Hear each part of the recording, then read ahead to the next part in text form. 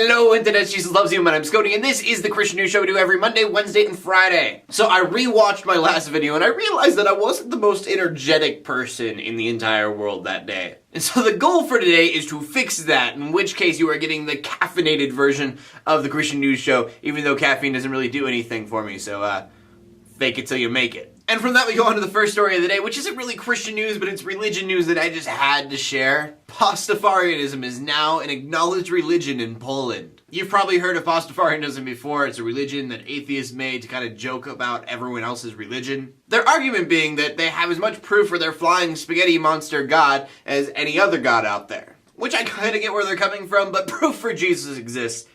But here is my big question about this. When I first started doing this show, there was this country, I can't remember which one because it was like 2 years ago, that officially acknowledged Jediism. And I had poked fun at the idea because I thought it was funny. I thought people were doing it just because they didn't have any other religion, and so they were like, we're Jedis, totally. And I got a bunch of comments on that video from Jedis going, hey, this is a real religion and we are serious about this and we are offended that you were making fun of us. And so, of course, I felt awful. So I want to know if this Pastafarianism in Poland is the parody that it began with, or if people are starting to take the religion seriously. Whatever the case may be, I hope you guys the best. Raw man. But Pastafarianism is not the only thing on the rise. In public schools, Bible clubs are becoming a thing. And that is probably the smoothest segue I've done in months. There's a public high school in Pennsylvania, and over half the student body is attending these Bible clubs. Granted, the name of the town is called New Bethlehem, but it's not the only place that this is happening. But of course, because you have Bibles and schools in the same sentence,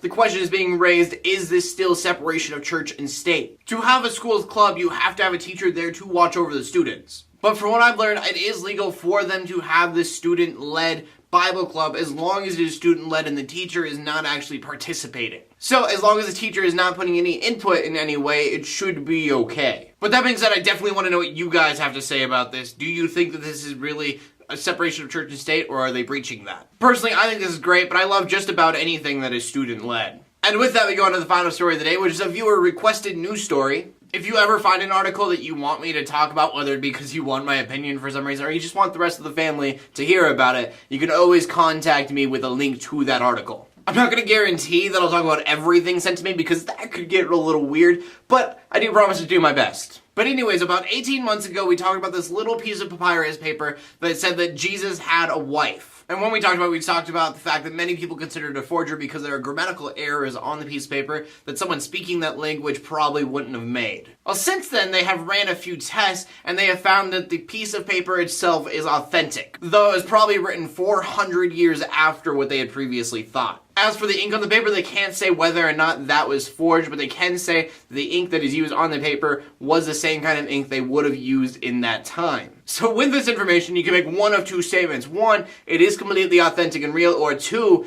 somebody did way too much work just for a hoax. This would mean that somebody went out and found an ancient artifact of papyrus paper, and then researched the right type of ink to use, just to convince everybody that 400 years after Jesus, people believed that he had a wife. There are a few other gospels out there besides what we have in the Bible, and if you read the Gospel of Mary Magdalene or the Gospel of Thomas, you'll understand why they're not in the Bible. One of the biggest reasons being that they were written so far away from the death of Jesus, they couldn't even be eyewitness accounts that were passed down to people. That, and when you read them, you will realize that they have much different agendas than the other Gospels, which are just to bring people to Jesus. And it's most likely the case with this piece of paper that they obviously had an agenda. This piece of paper in no way gives evidence that Jesus had a wife. But if the paper is authentic, it does give really strong evidence that early Christians in the church were trying to change the role of women within the church. And if you're looking for my opinion on this, I don't see why it matters whether or not Jesus had a wife. I mean, obviously this is going to affect Catholicism because they believe that their leaders and teachers should not marry and be celibate, so if Jesus was married, that would break all of that. But for the rest of the Christians out there, pastors already get married, and the role of the woman in the church is now equal to that of men. So, in my opinion, if this did prove that Jesus had a wife, then, I guess good on him. But again, that's not what this little piece of paper proves, in which case it's just kind of a cool little piece of Christian history. But anyways, I want to know what you guys have to say about everything I talked about today, but it brings us to the big question of the day. How are you doing today? I mean, are you alright? You look great. You look fantastic. As always, please leave a comment in the comment section below with your answer. I do read all of your guys' comments. There's usually like 1 or 2 per video, so Trust me, it's very easy to read them all. Anyways, my name is Cody. We're trying to bring you guys Christian news in a not so boring kind of way every Monday, Wednesday, and Friday. In closing, let the haters hate, let the Christians pray, and to everybody like and subscribe, I will see you later, and God bless.